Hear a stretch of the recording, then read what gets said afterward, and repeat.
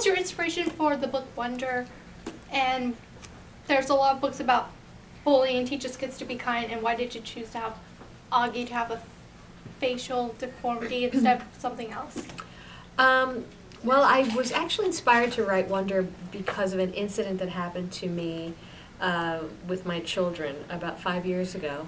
And actually, if you've read the book, there's that one scene from Jack Will's point of view. He talks about the first time he ever saw Augie in front of an ice cream store, and he was with his babysitter and his younger brother. Well, that scene was actually inspired by the real encounter that I had had, except I was the babysitter in the story, and I was with my two sons. And in front of an ice cream store, we found ourselves sitting next to a girl with a very severe craniofacial difference. I mean, basically somebody who looked just like Augie does. And my younger son was 3 years old at the time, and my older son was about 11. And it was, without getting into too much detail, it was the way they responded to her, which was basically, fearfully. The way I responded to the way they responded, which was kind of, my instinct was to sort of move them away from the situation as quickly as possible. But I realized afterwards that in doing that, that in itself would hurt the little girl's feelings. And I didn't want to hurt the only reason I was trying to remove them from the situation was because I knew my younger son was going to start crying, and I didn't want to hurt her feelings. But in a way, sort of, acting like, we had to leave was almost worse. So that got me thinking a lot about what it must be like to face a world that doesn't want to face you or doesn't know how to face you, and so that's why I decided to write about a little boy with a craniofacial difference. In terms of bullying, I really never intended for this to be a bullying book. I wanted this to be about the antithesis of bullying, which is basically the impact of kindness, because I did feel that especially in middle school, that's the kind of thing that sometimes kids forget. They forget how to be kind to one another a little bit, and it's worth reminding them that that really is the number one important thing, more than anything else. Staying kind and being kind to one another and being respectful is something that we need to, as a society, just kind of really impress upon kids that's what we expect of them. Good grades are great too, and being good in sports and all that stuff. But being kind to one another really is something that I think as a society we need to expect our kids to be. Why did you choose to switch perspectives in the book, and also, I don't know, have the perspectives in chunk instead of interspersing it? Because like other people in books, when they do that, they go back and forth between them, but you doing like one chunk where it's B and then you move to the next character. Right. And you kind of like sandwiched it. Yeah. I chose to go into multiple perspectives because I wanted to be able to tell the complete story of Augie Pullman in the 5th grade. And to do that, I had to sort of leave his head. I couldn't completely just, because we don't know what other people are thinking of us behind our backs and stuff. And I really wanted to be able to tell Augie's complete story, so that meant leaving his character and going into other characters. I decided to do it in chunks because that just felt naturally to me. That felt natural, like the right way to do it. I kind of didn't have an outline with the book. I just kind of wrote with no real idea of exactly what would happen from one day to the next. And so I would just kind of followed my instincts and wrote characters. I mean, the one basic rule I had for myself when going into the multiple voices was that they had to be able to propel the story forward. That's the one rule I said, if you're going to be in the book, if you're going to have a voice in the book, you have to be able to tell Augie's story, and you have to be able to tell us something that is new, that we wouldn't have known as a reader. We don't know. Like Justin might seem like he's a minor character in the book, the boyfriend, yet he tells a part of the story that no one else in Augie's life could tell. But that enhances Augie's complete storyline. So that's basically what made me decide to write the way I did. Well, my name is Rajani. Hi. And you can call her Rara. So you said earlier that you had that moment with a girl who had the problem. Why did you make Augie male? Because I am the mother of 2 sons, and I'm around boys a lot. And, I kind of felt like I had more of a beat on how boys talk to one another and relate to one another. You know, I'm just around boys all the time. Like I'd come home from work and, you know, there would be 7 13-year-old boys playing Halo in my living room. And so I could just kind of really eavesdrop a lot and kind of not relate, but eavesdrop basically, and sort of listen to what they were talking about and the way they interacted. So just it was more natural for me to talk about boys than, even though I am a girl, well, I was a girl. It was a long time ago, so I just thought that for me to relate to boys nowadays just seemed like a better choice. Okay. Was it in your intentions to make that camp scene a turning point for Augie? No, you know, I didn't, as I mentioned before, I didn't really have an outline. So the fact that it became kind of the climax of the story, in a way it is, but there are other climaxes in the story. But it definitely is a turning point for him. And the way it happened when I was writing is, you know, I didn't know what was going to happen from one scene to the next. I was as surprised as you were, or reading the book. I would surprise myself, because basically at a certain point, the characters kind of drive the story. So there was that moment in the woods, you know, when this is happening, and I remember writing and being on the edge of my seat. Like, I had no idea what was going to happen. And then, you know, I was really kind of, I didn't know whether Amos and Miles and Henry I didn't really know that they were going to come to the rescue, and I was really excited by that whole experience. And when I finished writing it, it just seemed natural for me to, like, okay, this is now the end of the story. We're getting toward the end, and it just seemed like the natural turning segment for me. Have you met someone who was actually like Summer, who went and sit down with Augie on her own decision? It's funny because all the characters in the book are kind of based on mashups of people I know or people I knew, you know, and no one was ever based directly on one person, with the exception of Summer, who was very much based on a little girl named Summer that you know, was in our little circle of friends, and they moved away when I think she was about 9 years old. Now, I don't know if she was really like Summer, because I mean, I didn't know her that well. She was a little girl. But she seemed to be one of the sweetest girls I've ever known. And so my interpretation of Summer is based on, you know, I mean, my character of Summer is based on my interpretation of this little girl. Now, whether it's true or not, I don't know, but I would say to her mother every once in a while, she's so sweet, and the mother would say, I know, you know, like it's, you know, there are times when you just, like, you can't believe your kids are so nice, and she just was a really nice girl, really nice, awesome girl. Okay. Yeah. Thank you. So You are Ashley? Yeah. So, what is your favorite piece of advice that someone has given you about writing? Well, my mother, who always kind of thought that I would grow up to be a writer someday, would always say, just write. Just write a little bit every day, just to keep in even if you're not writing something specific, just to sort of discipline yourself and just to kind of get used to writing. Just remember to try to write something a little bit every day. And I always thought that was really valuable advice. The advice I have to aspiring authors is, you know, if somebody wants to write a book, don't. It could seem overwhelming to, you know, I want to write a book. That seems like kind of, I know. So, and if in fact it is overwhelming, so I would take it. You know, I would suggest just thinking of it as writing one page at a time. Like, you know, it's hard to sit down and say, I'm going to write a book. But it's not so hard to say, you know, I'm just going to write a page or two. And then the next day, following my mother's advice, just make sure that you're sitting down every day and say to yourself, I'm just going to write a page. And before you know it, you've got 10 pages. And before you know it, you've got 10 chapters. And before you know it, you've got a book. And if you kind of parse it out that way and just approach it, you know, a little bit at a time, it's easier to sort of comprehend or to grasp the idea of writing a book. So when did you know that you wanted to be an author? I think I knew I wanted to be an author since I was a kid. I mean, I love to read, and I love to tell stories. And there came a point where, you know, what I really wanted to do, I could draw too. I mean, I could always draw. So I thought, well, someday I want to grow up and do something that involves either, writing or drawing.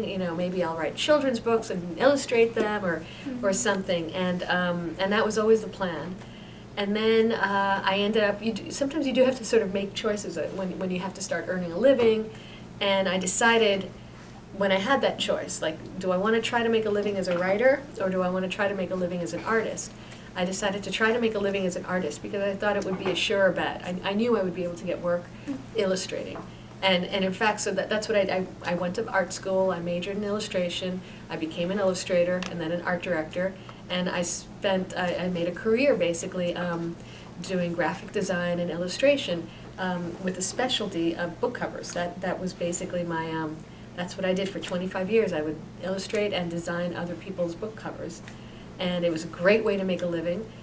But still, in the back of my mind, I thought, well, gotta get, I want to write my book. I want to be a writer too. So the nice thing in life, I think, is, you don't have to do any one thing forever. I think sometimes people forget that. They think, well, this is what I am, and this is what I'll be till I retire. But that's not the case. You could do something for a while, and then decide, at the age of 35 that you want to be a doctor and go to school and become a doctor. Or you could, it's not like whatever choices you make are etched in stone and you can't shift around a little bit. I think the idea is to always choose to do something that you love and that you excel at. And if you don't excel at it, to stick with it until you excel at it.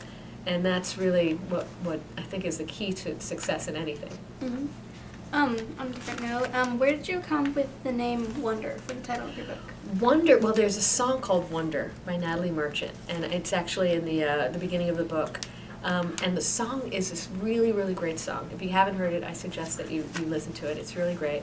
And it's about a child who's born facing really, really severe challenges.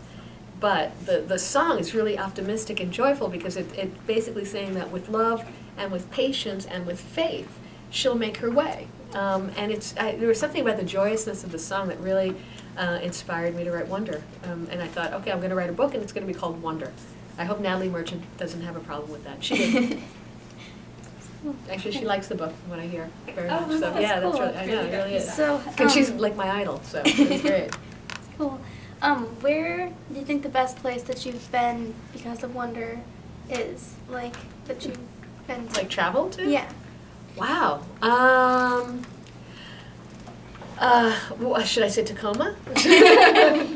It's really been great. I've been able to travel to a lot of places. I went to London last year because when a British publisher published it, they had me come out there. And I visited the Rio Grande in Texas, which is probably somewhere I never would have gone, and had a wonderful time there. I've been, last month I was in Santa Monica. I've been Chicago. It's hard for me. It's been kind of a whirlwind of traveling because, I fly in, I get to know the hotel, and then I get to speak to schools, and then I go home. So it's kind of it's not like I've actually spent any time. Well, yeah. So it's hard, but I think overall the most amazing thing has been this idea of getting to talk to kids, getting to speak at schools, and spread this whole idea of choosing kind. It's not even about promoting the book; it's about spreading this message of choosing kindness. Where would you like to go? Well, this summer I'm going to Scotland. The Edinburgh Festival is taking place there, and they invited me to come talk. And I'm really excited because I've never been to Scotland, and I've always wanted to go. And I'm going with my kids. We're making a little vacation out of it. And then we're going to Berlin, also as part of so I'm really excited about that. Where else would I like to go? I'd love for Hawaii to invite me to come. We'll make a vacation of that. Yeah. I really enjoyed talking to kids anywhere. Mm-hmm. Yeah. All right. Great. I'm Holly. Hi, Holly. Hi. I have one question. Sure. How did you get the idea for Mr. Brown's precepts? Well, Mr. Brown is actually based on my high school English teacher, whose name is Mr. Brown. But he didn't teach precepts. The precepts came because, weirdly enough, and this is going to sound really weird, when I was 13, I started collecting precepts. I had a little scrapbook where I would write down or paste in any interesting, and I didn't call them precepts, I think I call them sayings. My sayings book, I think is what it was. But it was anything sort of cool or interesting that I thought just spoke to me, I would just kind of put down in my little, it was kind of a scrapbook / journal. And it was in that journal / scrapbook that I, for instance, put one of the precepts that appears in Mr. Brown's precepts, which is fortune favors the bold. I remember coming across that quote when I was 13 and thinking, that is such a cool quote. Fortune favors the bold. It's the idea that, you know, we go out and we meet our luck. We find our luck in life. You know, we actually have to put ourselves out there in order to have lucky, good things happen to us. And I like that. And then I just started, you know, if I'd find a fortune cookie saying that I liked, I would put it in there. And so it was just kind of, I did it for a couple of years. I still have it. And that's how I got the idea of precepts. And then when it came time to, when I was writing the book, I thought, well, I don't teach, but if I were a teacher, using precepts as a way of introducing essay writing would be really a good idea, you know, to have kids actually think about these precepts and write about them, you know, and so I had Mr. Brown do that. We have Mr. Gardner do that. Oh, really? Oh, good. How did you feel to know you'd be on Tacoma Reads? Oh, that's a great question. It was great. It's such an honor, and it was just really, really wonderful. I thought that is so cool to know that an entire community is reading my book at the same time. And what's really nice, I have to say, it's going. You know, I was in Santa Monica last month because Santa Monica chose also to do a citywide read, and in Fairfield, Connecticut, and Memphis, Tennessee. I didn't go there, but. You know, so it's been really great knowing that these communities are all reading Wonder at the same time. It's really awesome. What was the hardest part to write in the book? Oh, that's a really good question. I think one of the hardest, there were a couple of hard moments for me to write. One of them was really when Jack Will, you know, betrays Augie. That hit me like, you know, that was really tough. I felt so sad for Augie. And but probably the hardest moment was those scenes in the woods, when, you know, Augie and Jack, you know, when they're being bullied by those older kids, and there was a sense of danger, you know, because I didn't know what would happen, and I felt like I felt for them, you know, I really did, and that was hard to write about. Who was your favorite character to write? You know, that's it's a little like asking a mom who's your favorite kid, so I couldn't do it. I really loved writing from Augie's point of view, of course. I have to say, writing from Via's point of view was very, very easy for me because Via basically is based on me at 15, only she's much cooler than I ever was at 15, but it was easy for me to channel my 15-year-old self and become Via and to write in her voice. But I love Summer. I mean, I like all the characters. So I like Miranda. What impact did you expect the reader to come back with after reading your book? You know, I was hoping that the readers would like the book, but anything more was something that I never really expected. And the fact is, the comment that I get, the most common comment that I get from 5th through 7th and 8th graders is that, and I have to say it's a comment that makes me a little weepy, is that after reading Wonder, reading Wonder made them want to be kinder people. And I thought, well, that's pretty phenomenal. You know, if my book in some way made it possible so that kids can actually think a little bit more about how they treat one another and make them want to be kinder. I mean, I keep hearing stories about kids that say, you know, there was this girl in my class, I used to avoid her because I thought she was a little bit weird, but then I read Wonder, and now I go out of my way to be nice to her, and I keep hearing stories like that. There was a kid in a wheelchair, and I was a little afraid of him, and I always avoided him, but now I go over, and it turns out he's a really cool kid. So I'm getting all these emails about kids who are actually going out of their way to choose to be kind, and that's been really amazing, really unbelievable.